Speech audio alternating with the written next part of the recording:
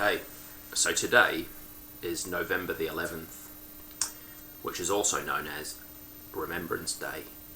In the United States, it's known as Veterans Day. And the reason they chose the 11th of November is because it was on this day in 1918 that the armistice was signed. It was called the Treaty of Versailles, or Versailles, I don't know how you say it. And effectively, that agreement between the Allies and the Germans brought to the end World War One. It ended World War One, and then the first Remembrance Day was the year after, in 1919, and in London they built something called the cenotaph, which is still there today. And at first it was just a temporary structure which they built in London, but because of a lot of support from the public, there was a lot of demand to make a permanent memorial. So the cenotaph was constructed, and in I think it was 1920 it was built. Yeah. Anyway, we all know what soldiers went through. Absolute hell in what was an appalling war. I mean, the First World War was just a pointless murderous war. I mean, all wars are pointless when you think about it. They're insane, you know. But anyway, every country has a right to an army, to a defence, you know. Because I've noticed something these days. If you ask any hard questions about wars, or you're critical of certain things, then the first thing somebody will say is they'll bring up Hitler, they'll bring up World War II. Well, if it hadn't been because of them, you'd be speaking German now and all that. And nobody is denying. We all know what people went through in World War II. It must have been an absolute nightmare, you know. Hitler was trying to take over the world, and he needed stopping. He did, you know. And even on even on an individual basis, if somebody broke into my house and tried to hurt me or my son, I would defend myself the best I could. You know, you do. Everybody's got a right to defend, both individually or as a nation. But the reason I've made this video is I turned on the TV the other day on Sunday. It's Remembrance Sunday, and it's always the Sunday that's nearest to Remembrance Day. It's always a Sunday nearest to the 11th of November. And I turned the TV on, and I was flicking channels, and they had Sky News on, and they were covering the Remembrance Day service from at the Cenotaph, you know, in London, where everybody gathered, and there was Tony Blair was there. All the pomp and ceremony, men in suits and wearing poppies, and marching bands, and royalty with military labels and military medals, and you know, brass bands, and yeah. I mean, I wonder what old soldiers would make of it. You know, people who died at the age of 19 or 20. I wonder what the ghosts of old soldiers would make of what it's become now. See, I'm not being unpatriotic saying that, or I'm not being critical of what the soldiers went through. But what I am doing is I'm challenging the system that we live in. I mean, it's easy to go on Facebook and change your profile picture to a poppy, isn't it? It's easy to wear a poppy. And it's easy to have a 2-minute silence. That's very easy. And a lot of people do that once a year. Because obviously the media generates it all. It's all in the newspapers. And if you're somebody who watches a lot of TV, that's the message, you know. It's November the 11th is coming up, and, you know, and Remembrance Sunday. And I don't have a problem per se with remembering. But what good is remembering? What good is remembering wars if you're not going to learn? There's no point supporting new wars and invasions, because let's not forget, since World War II ended, in 1945. Let's not forget the world has still been at war. There's been Vietnam, Cambodia, the Korean War, battles in Indonesia. Look what's going on now. We've had Iraq, Syria. We have highly profitable arms deals. The global arms trade are making a fortune out of wars, as they always have done. They will sell weapons to anyone, and it's been the same since World War One. The arms trade, the global arms trade, the British, the Americans, probably the Germans and others are making a lot of money off selling weapons that kill people. Let's not forget, that's what they do.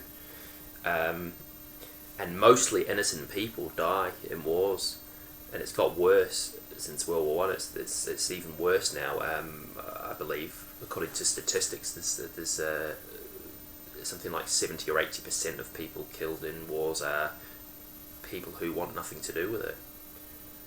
So if we're going to have a Remembrance Day, as far as I'm concerned, the first people we should be remembering are all the innocent people who, from all countries, from Germany, from Japan, from England, all countries, to me, that we should be remembering the innocent people who had nothing to do with these wars. They didn't want anything to do with the wars. Have you ever met anybody that wants a war? Because I haven't. You speak to people. I don't. So obviously somebody is stirring up these wars, a minority of people, and wars are about empire. Wars are about land. Wars are about resources and being a dominant country, and maintaining your position in the world. Because every empire has its day. We had the Roman Empire, didn't we?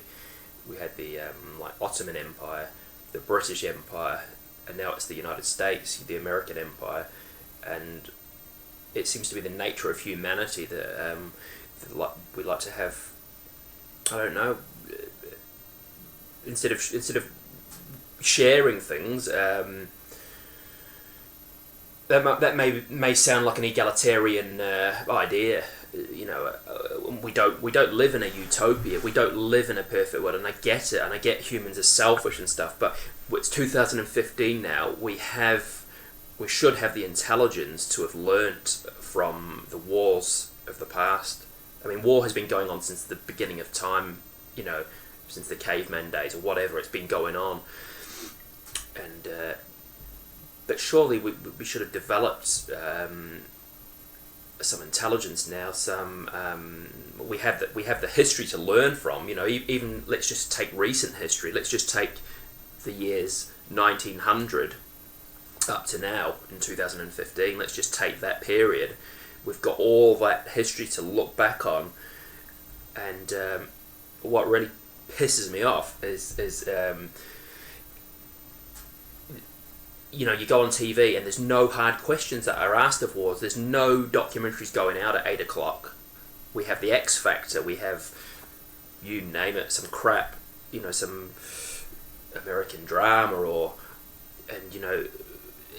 some people seem to be more concerned about, a character getting voted off the X Factor or their favourite character dies in some fictional soap or something than I don't know. But is it that people don't care, or is it that people are just not given the opportunity to care? Because you will never see the corporately owned media putting out a documentary at 8 o'clock on BBC One or another channel, a program that really analyses in depth wars, really talks about the role of this global arms trade, who will sell to anybody, and they will. They'll find a way. They'll say that they abide by a code of conduct.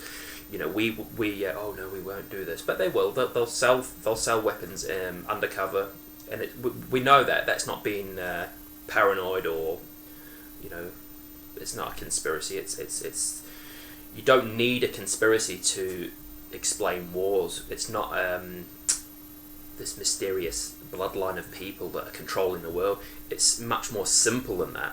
Wars are about money, the love of money, and resources and power, and being the top dog in a sense.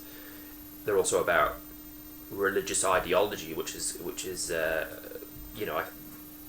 gone crazy, and people will justify anything because they think they're God's chosen people, or it's some divine plan, and this is their holy land, and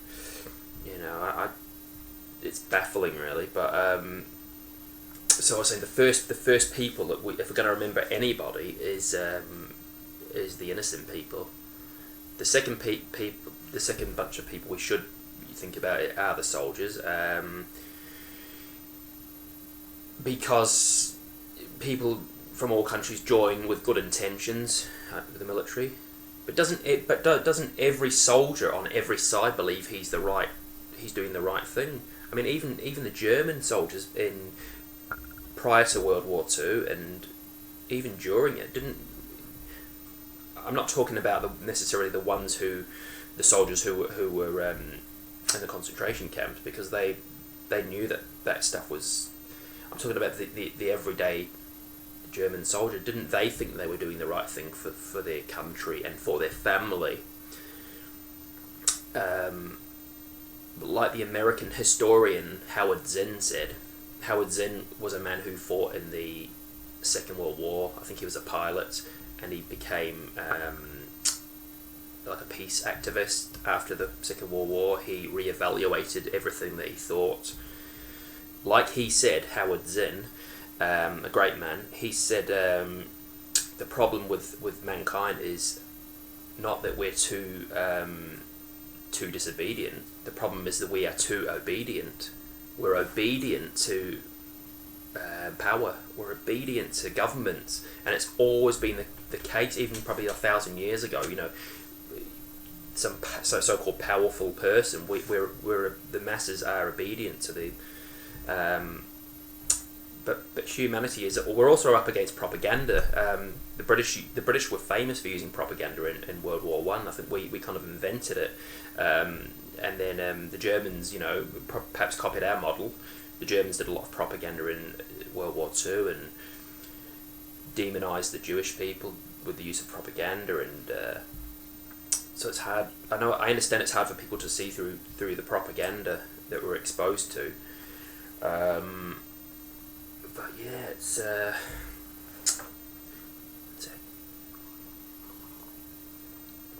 crazy world. What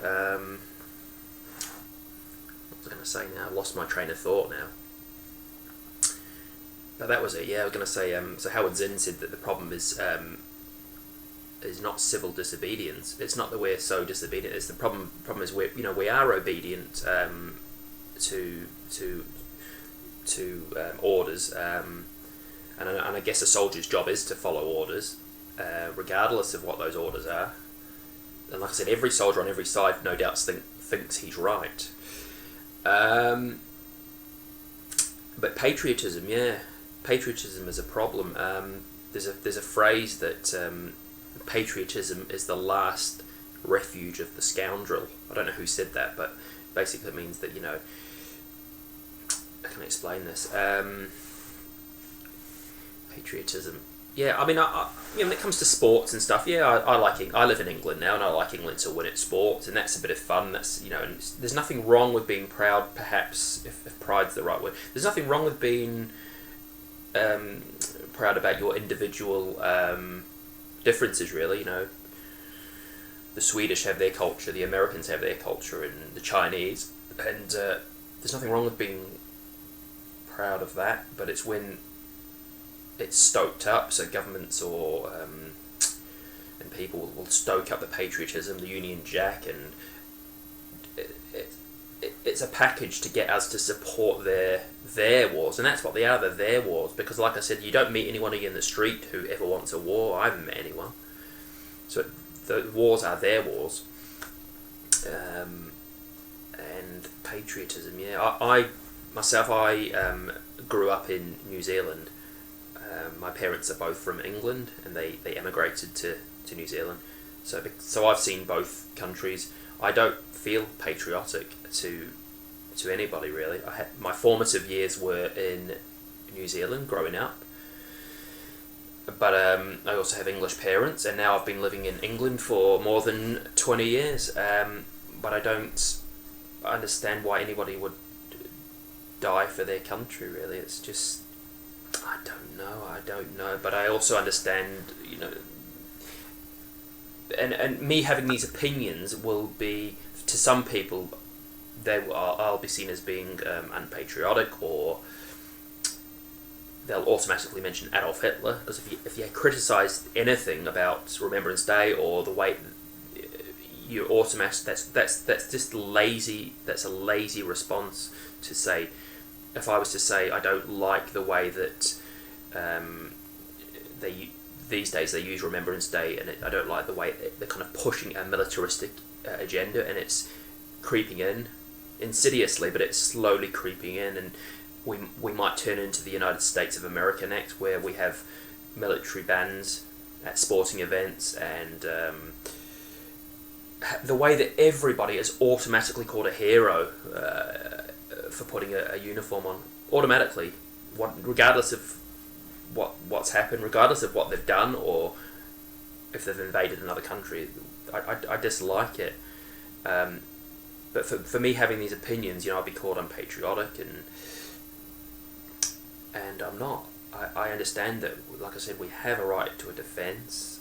We don't live in a utopia. We don't live in a perfect world, and but people like to put people in categories, don't they?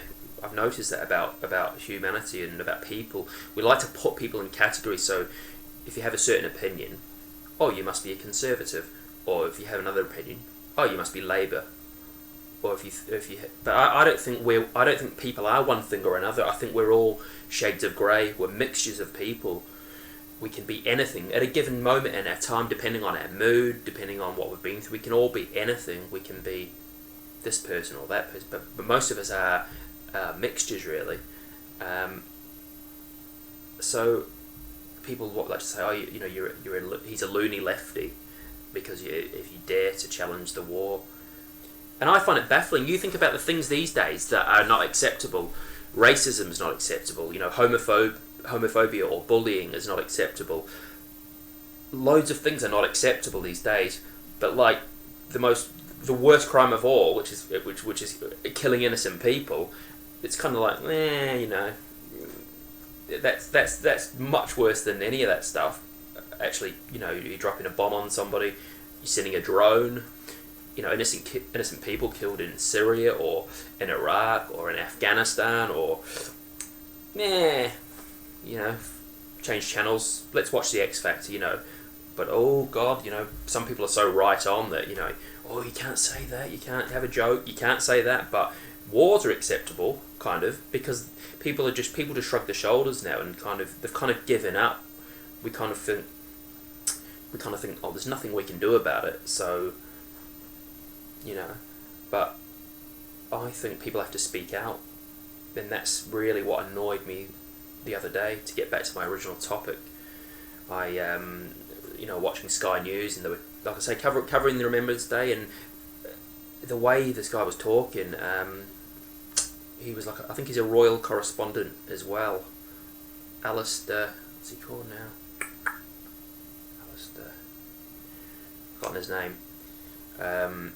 But I did know his name, and I researched it, and he works for the royal family, and he's been in the military himself, and it was total fawning. It was the total fawning over the whole thing, the military thing. And fine, you can remember the sacrifices of stopping Adolf Hitler, but there comes a point where remembering's not enough. You have to try and learn, you have to try and move forward, and you have to also remember that mostly innocent people died. So it's all, you can't just say, well, the soldiers, because another way of looking at it is you could say, if the soldiers from all countries weren't so obedient, if they took a stand and said, we're not doing this, then lives would be saved. So that's another way of looking at it. But I'm not saying that disrespectfully, I'm just saying there's always different ways of looking at everything, really. And that's my thoughts, really, and hopefully that, maybe one day the world will get better. But it's not showing any signs at the moment. And religion, that's, like I said, touched on that before, or the misuse of religion. It's insane. It's the irony is, like, people are supposed to follow God and or Jesus or Muhammad or whatever, and it's supposed to be about peace. But the minute you pick up a gun and shoot somebody or do a suicide bomb or whatever, then that's the complete antithesis of peace, isn't it? It's the complete opposite of what you profess to believe in, and I don't know. And that's my thoughts, and thanks for watching.